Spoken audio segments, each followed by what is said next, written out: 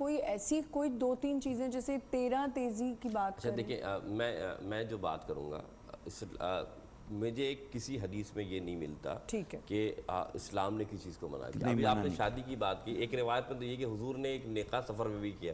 اچھا, اب حضور علیہ السلام نے جب نکاح سفر میں کیا تو پھر آپ کس بات پر یہ کہہ رہے ہیں کہ نکاح نہیں ہو سکتا؟ نکاح جو ابھی فرمایا نا کہ 2 چیزوں کا نام ہے, اللہ نے اس نکاح میں بڑی آسانی پہنچی. لیکن آپ یہ سوچ کے کہ فلاں مہینہ آ رہا ہے تو ہم نہیں کریں گے, دیکھیں مہینوں کے فضائل ضرور ہیں لیکن کسی مہینے کو نوست نہیں قرار دیا گیا.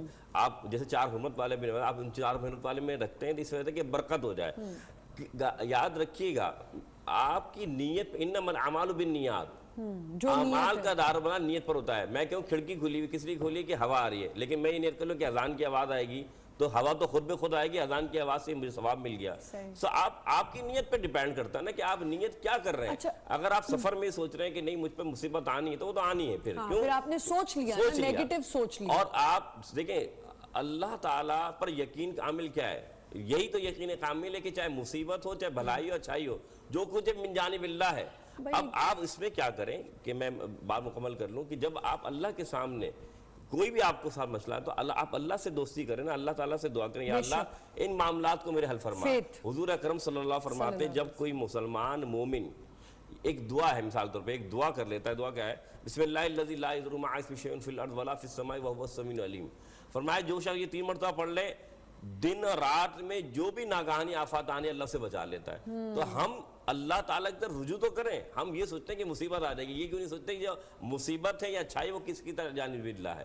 تو بات اتنی سی کہ انسان جیسا عمل کرے گا, جیسی نیت کرے گا, ویسے اس کے ساتھ ہونا چاہیے. اچھا, درود تنجینہ, درود سورہ مزمل کا بھی بہت ذکر ہے کہ سفر میں پڑھنی چاہیے. اب کیا اس کے اندر کیا دیکھیں درود تنجینہ جو ہے یا کوئی بھی درود پاک ہے یا آپ سورہ مزمل کہہ رہے ہیں, یہ جو وظائف دی جاتے ہیں جو پیر اعظام یا مشائخ ہوتے ہیں پڑھنے چاہیے, بالکل پڑھنا چاہیے, ہر مہینے پڑھنا چاہیے. لیکن مشائخ اعظام نے مثال کے طور پہ, اب میں اس کو حصہ دیتا ہوں, ایک عمل جو علماء کرام یا پیر اعظام کرتے ہیں اس کے فضائل ہوتے ہیں. اب وہ اس کو جب کرتے ہیں تو اس سے انہیں لگتا ہے کہ اس سے فائدہ تو پھر چاہتے ہیں وہ عام ناس کو بیان فرمائے.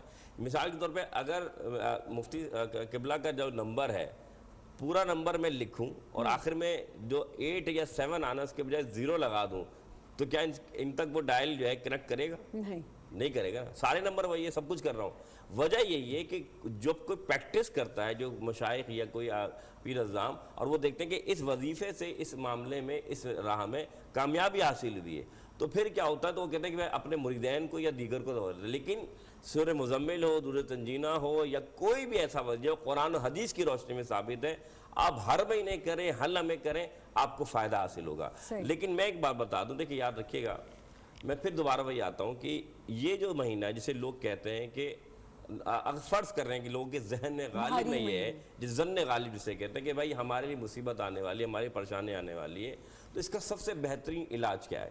بہترین علاج یہ کہ آپ اللہ کی راہ میں صدقہ کر دیں. بے شک سب صدقہ کریں گے. اب اس کی ایک مثال دے دوں اگر اجازت ہو. جی بالکل کہیے. روایت میں ایک آتا ہے کہ ایک مرتبہ رسول اللہ صلی اللہ علیہ وسلم کے پاس ایک صحابی آئے, عرض کی یا رسول اللہ میرا بچہ بیمار ہے. حضور نے فرمایا جاؤ صدقہ دو. پھر دوسرا دن آیا کہ یا رسول اللہ آج بھی میرا بچہ بیمار ہے. حضور نے فرمایا جاؤ آج بھی صدقہ دو. تیسرا دن آیا, فرمایا یا رسول اللہ آج بھی میرا بچہ بیمار ہے. حضور نے فرمایا صدقہ کرو. چوتھا دن جب آیا تو اس کا بچہ بیمار, تو صحابی نے صدقہ نہیں دیا. شام میں اس کے بچے کا انتقال ہو گیا. حضور اکرم صلی اللہ علیہ وسلم نے تعزیت فرمائی, نماز جنازہ پڑھائی, اس کو دلاسا دیا. رات میں صحابی رسول جب سوئے تو دیکھا ایک خواب وحی کا 46واں حصہ ہوتا ہے, اور اس کا مقصد میں ہوتا ہے کہ ایک مثال قائم کرنا, کہ دکھانا کہ خواب کی ایک تعبیر ہوتی ہے.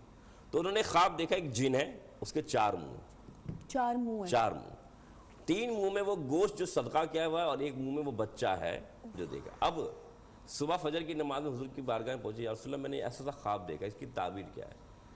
تو اللہ کے رسول فرمایا دیکھو موت تو برحق ہے, ظاہر سی بات ہے, لیکن اگر تم صدقہ و خیرات کرتے رہتے تو اس سے مراد یہ نہیں کہ اس کے جن کے 4 منہ تھے, یہ مثال دی گئی ہے کہ اگر آج چوتھے دن بھی تم یہ صدقہ کر دیتے تو شاید اللہ تعالیٰ تم پر رحمت فرماتا اور تمہارے بچے کی جان بچاتا. تو معلوم یہ چلا صدقہ بڑے سے بڑے برائی کو ٹال دیتا ہے بالکل. اسی لحاظ سے اگر آپ کو غالب گمان آ رہا ہے کہ فلاں تاریخ کو، فلاں مہینے کو یا فلاں دن میں میرے ساتھ ایسا ہو سکتا ہے تو آپ صدقہ خیرات کر دیں. اچھا. لیکن یہ گمان نہ کریں کہ یہ ہونا ہے، کیونکہ یہ شرک کے قریب لے کے جا رہا ہے. صحیح.